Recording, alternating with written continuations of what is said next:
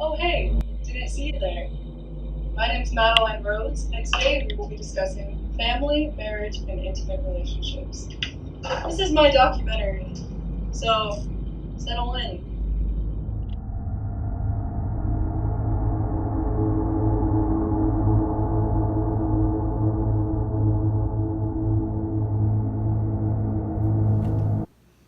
Oh, hey, didn't see you there. I was just reading about marriage. Marriage is the socially acknowledged and approved and often legal union of two people, allowing them to live together and to have children by birth or adoption.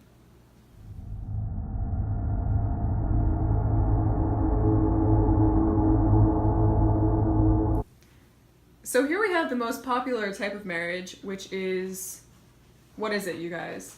Well, it's defined between one husband and one wife, so that would mean monogamous. Interesting. So that means you guys are exclusive, no side Yes. chicks or Yes. anyone. Nice. How did you guys meet?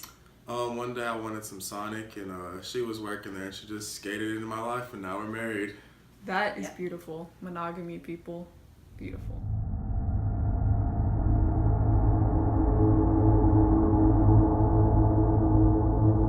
So, in contrast to the last marriage that we looked at, polygamy is defined as a marriage with multiple spouses, and that's what we see here.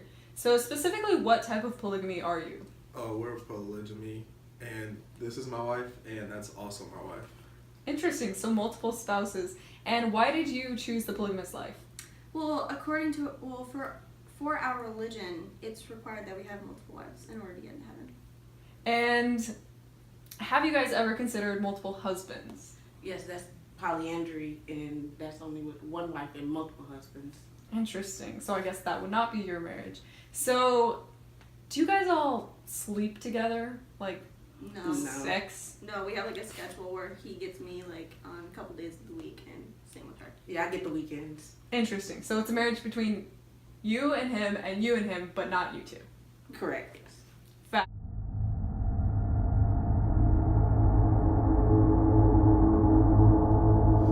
So what type of marriage are you guys? Well, it's synogamy, which means it's a group marriage, so basically, we all do it together. So, unlike polygamy or polyandry or polygyny, you do it with her, or I mean him, and you do it with her, and you do it with her, and you do it with him, and you do it with him. We all just do it. Alright, so you guys are all married. Okay. Yeah. Interesting. And why did you guys choose this type of marriage? Well, that way you can get it on with more people. Fascinating. We love Alright. each other. Yeah. Just everyone. Let's spread the love. Beautiful.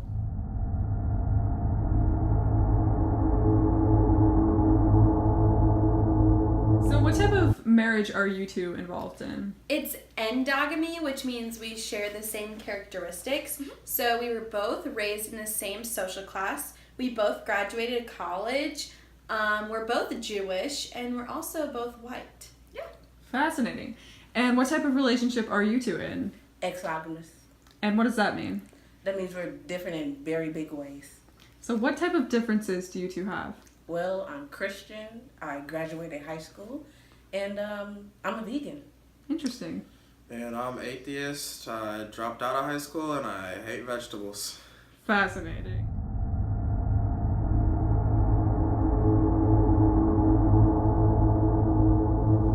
So next we'll be looking at intimate relationships.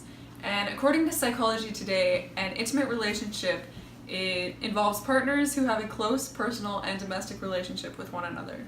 So let's check it out. What type of intimate relationships can we see?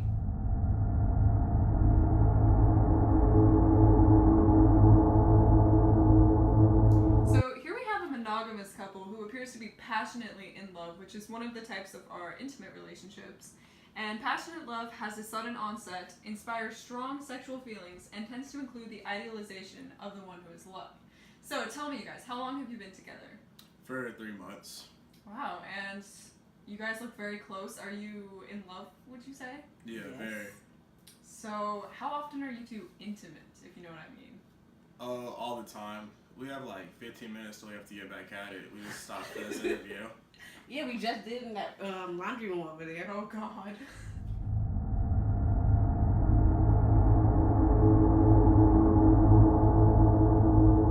couple who they would describe themselves as companions. They have companionate love. So tell me a little bit about that.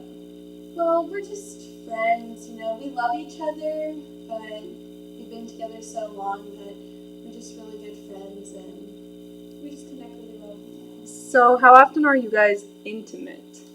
Birthdays and whenever the Packers win the Super Bowl, that's about it. Wow, beautiful.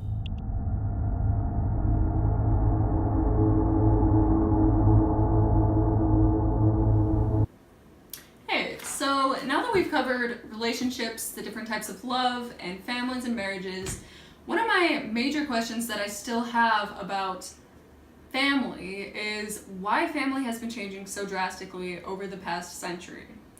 So, a nuclear family consists of 2 adults and 1 or more children, and they used to be 40.3% of all households in the United States until 2012, when they dropped to less than 20%. So, we saw different types of love, and now we know maybe why that's happening, because there are group families, there's polygamy, there's blah blah blah. So some of the reasons could be that women are living alone more often, men are living alone, there are other family households, couples are married without children, married couples with children actually make up the smallest percentage of families nowadays. So yeah.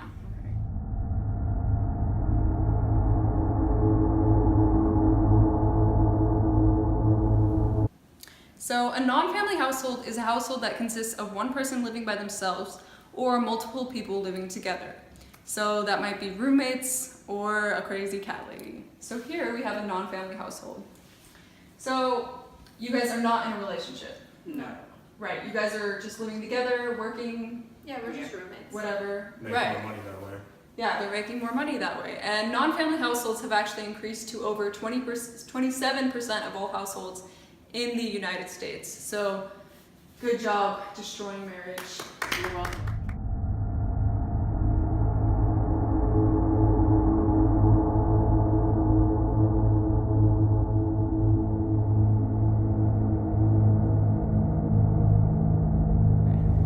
So this couple is cohabitating, and what that means is that they've been together for a really long time. They share a bed, they share incomes, but they're not married. So would you guys say that you're against marriage? We're not really against it. It's just not really our thing. We feel like this is more like hip. Yeah, and it's more popular in like European countries rather than the U.S. So Interesting.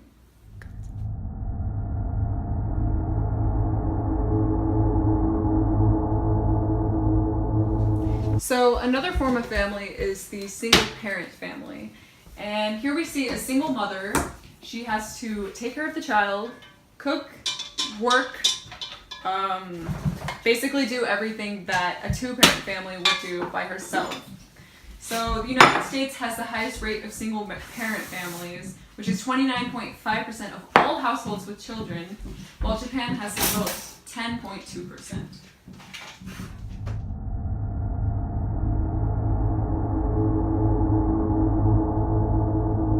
Hey kiddo, it's Dad. How was your soccer game down in Texas? It's pretty good. It's cold here in Illinois. You should come and visit me sometime if your mom lets you, since you live so far away. So what we see here is a non-resident parent, and men are the highest percentage of non-resident parents. Non-resident parent is a parent who does not live with their child.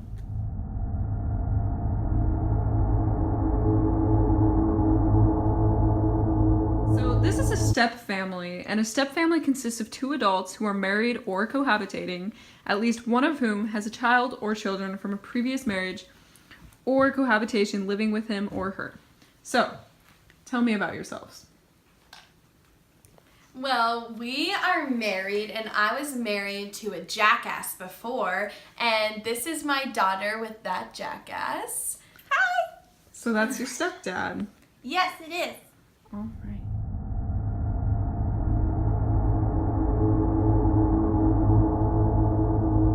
And what type of family are you guys? We're a blended family, so we're married, but we were both previously married before. This is his kid from his previous marriage, and this is my daughter from my previous marriage.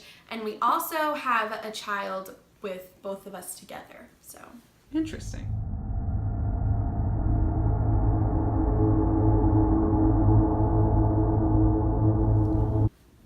we're gay, and basically that means that we're just two men, and there's one difference, a huge difference from like straight families and gay families, and that's that we tend to be more democratic, so really we're just a bunch of libs.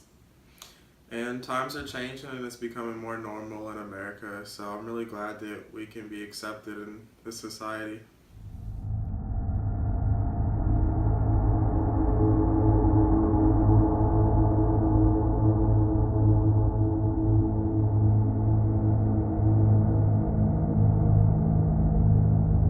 So we have a special guest, Emil Durkheim, who is a structural functionalist. Emil Durkheim, take it from here. I'm a structural functionalist, and I think that families serve a big part in the structure of society. First, society must replace those who have died. They must also support the children physically, emotionally, and intergenerationally. Families also control sexual behaviors and also help the child find their place in society.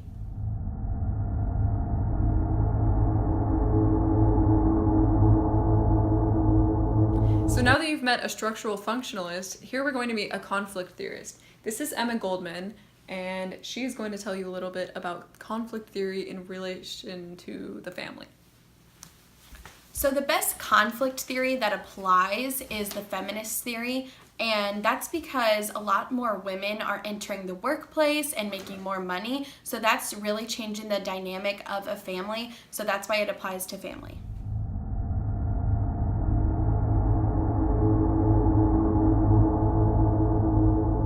So now we've met a structural functionalist, a conflict theorist, and we're going to meet an interactionist.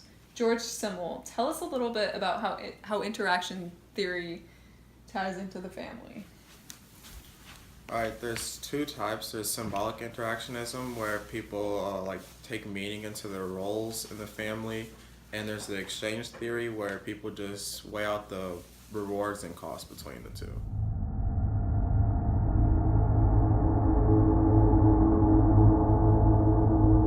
So the next section of our documentary will focus on problems within the family. So there's a wide variety of problems that exist in every single family, and here we're going to see a few of them.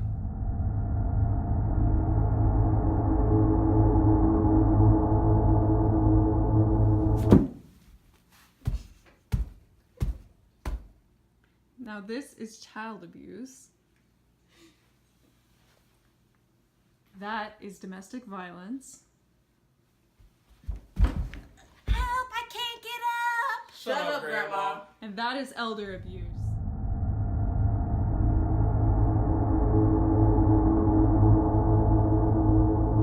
So some other problems that exist within the family are poverty and the family, gender inequality, and divorce.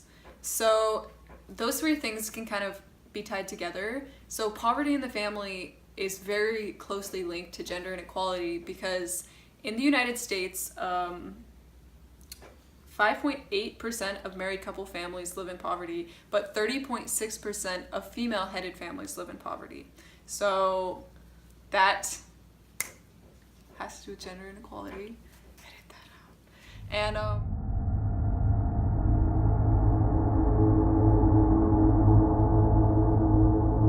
so the last problem that we're going to discuss in the family is divorce.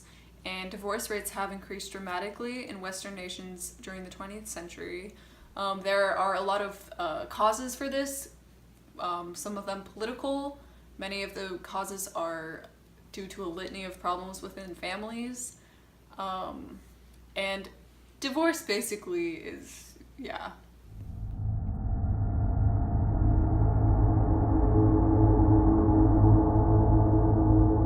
So last but not least, we're going to talk about how globalization has affected the family structure.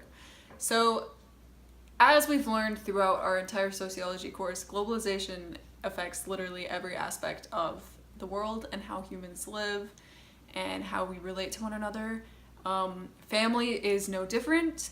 Globalization has created an age in which families are allowed to be global families, as in they don't have to live in the same place or be the same ethnicity or have the same passport even. Families are everywhere now. Your dad might live in Paris and your mom might live in New England. So yeah, global families.